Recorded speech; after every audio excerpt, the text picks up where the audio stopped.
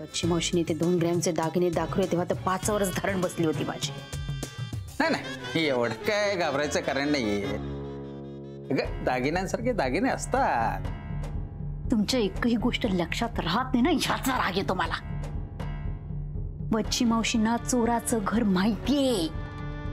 दागिने दाखवूनच धमकी दिली ना त्यांनी आपल्याला. म्हणजे त्या चोरांना घेऊन इथे येतील? ही पुढची पायरी आहे. अरे बापरे ललिता, तसं झालं ना तर आपल्याला गाशा गोंधळून काशी यात्रेला जावं लागेल. एवढं घाबरून जायचं काही कारण नाहीये. आणि तशी भीती मलाही वाटतेय. पण आता पाण्यात पडलोय ना तर जिवंत राहण्यासाठी हातपायही मारायलाच लागणार आहे. हो हो, मग काय काय काय करायचं काय मग?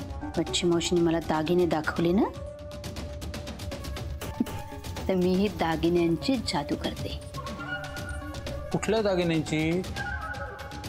स्वानंदीचे दागिने आहेत ना अजून.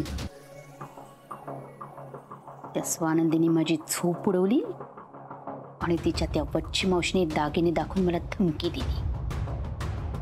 आता स्वानंदीचे दागिने तिच्याकडनं हिसकावून घेते म्हणजे घराबाहेरचा रस्ता दाखवता येईल तिला.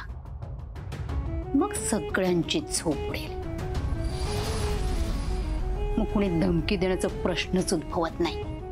ललिता, मला वाटतं तू फक्त स्वानंदीचा विचार करतेस.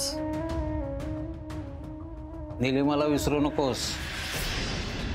गरीब गाय म्हणता म्हणता तीही तुझ्यावर शिंग रोखायला लागलीये. कधी तुला शिंगावर घेऊन खाली आपटेल ना. तसं काही होणार नाही. तिच्यामध्ये आलेली हिंमत उसनी आणि धाडस माझ्या रक्तातच आहे. ललिता म्हणतात मला. सत्य आहे. झोपा.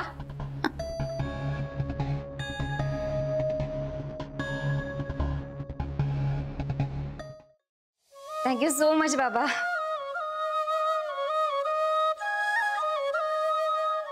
थँक्यू बाबा, खरंच मला ना टेन्शन आलं होतं, आता कमी झालं. ठेवू? Swanandi, I am proud of you. तुझा अभिमान वाटतो मला.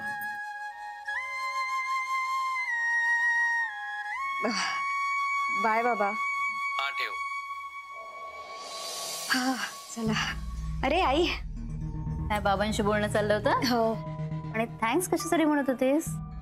ते आई, काय झालं? नवीन घरासाठी थोडे पैसे कमी पडतायत. हो, म्हणजे सेव्हिंग्स घालून सुद्धा कमी पडतात म्हणून बाबांना फोन केला होता. अच्छा, वसंतराव देतात का पैसे? गुड, त्यांच्याकडे असणार पैसे.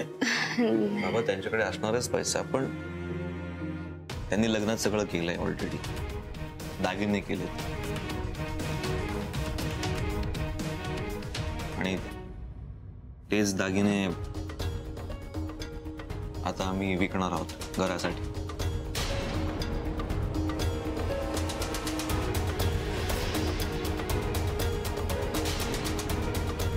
बच्ची मावशीने मला दागिने दाखवले ना तर मी ही दागिन्यांची जादू करते. कुठल्या दागिन्यांची? स्वानंदीचे दागिने आहेत ना अजून. अरे पण दागिने विकायची काय गरज आहे?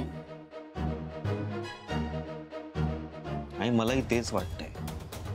मी हिला सांगितलं पण आई, या दागिन्यांपेक्षा तुमच्या स्वप्नातलं आपल्या हक्काचं घर असणं आमच्यासाठी जास्त महत्वाचं आहे. म्हणून आम्ही सगळ्यांनी मिळून हा निर्णय घेतला. तुझे बाबा पैसे द्यायला नाही म्हणाले का? आई, ते मला आवडलं नसतं. तिच्या बाबांकडून पैसे घेणं मला नसतं आवडलं. दागिने पुन्हा बनवून देईल या एकाच अटीवर मी हे दागिने विकायला तयार झालो. आमच्याकडे तर काहीच नाही. मी कोणत्या तोंडाने बोलू तेच कळत नाहीये मला. दादा, प्लीज असं नको तू बोलूस. मी तुला सांगितलं ना, आपल्याला दोघांना मिळून हे घर सावरायचं.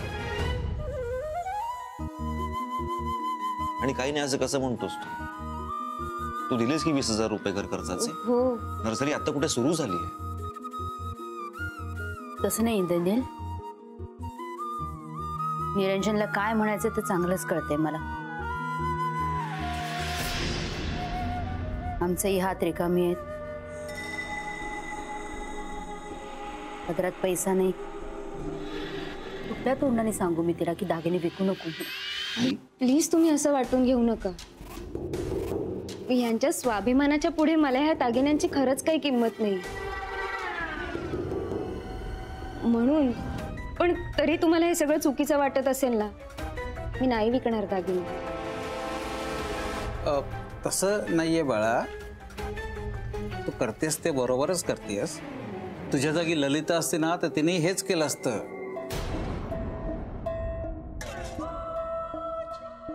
फक्त नवीन घरासाठी तुम्हाला द्यायला आमच्याकडे काहीच नाहीये असं म्हणायचंय तिला. तू योग्य तोच निर्णय घेतलायस. थँक्स आई. Love you. आई, निघू आम्ही.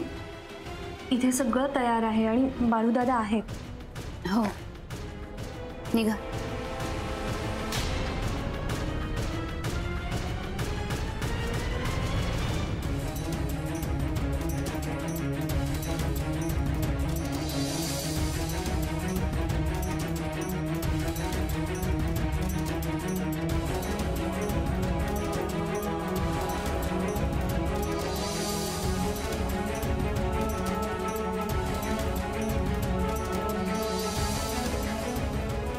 आता काय करणार आहेस?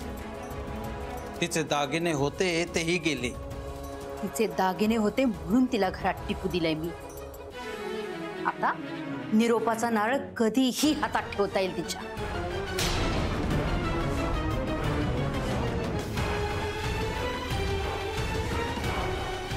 कुत्र्याचा शेपूट आहे. बांधून ठेवलं, नळीत घातलं तरी वाकडं ते वाकडच. सकाळपासून तमाशा सुरू केला या बाईने. काहीतरी करावा लागेल. त्यासाठी वच्छी मावशींना सांगावंच लागेल. तुम्ही हे चल बाई लवकर. आता उशीर होत नाहीये का तुला? आई बाबा गुड मॉर्निंग. हो हो गुड. ए माझं वॉलेट कुठे आहे? आणि बघितलंस ना, आई बाप म्हणजे किस झाड की पत्ती वाटते यांना. लवकरात लवकर सगळा कारभार मला माझ्या हातात घ्यायला, नाही तर इंद्रिल सटकेल माझ्या हातात.